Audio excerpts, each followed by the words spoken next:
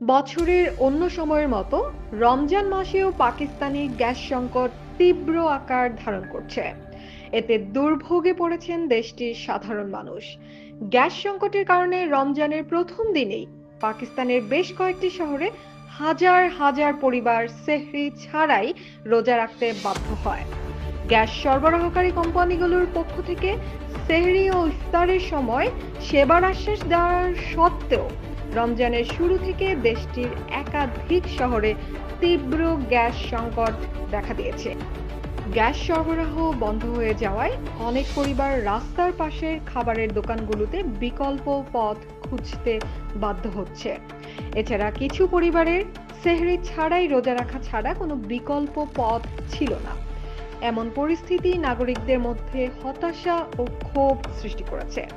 বেশ কিছু এলাকায় মানুষ পুরোপুরি গ্যাস ছাড়াই বিকল্প ব্যবস্থায় তাদের রান্নাবান্নার কাজ করছে।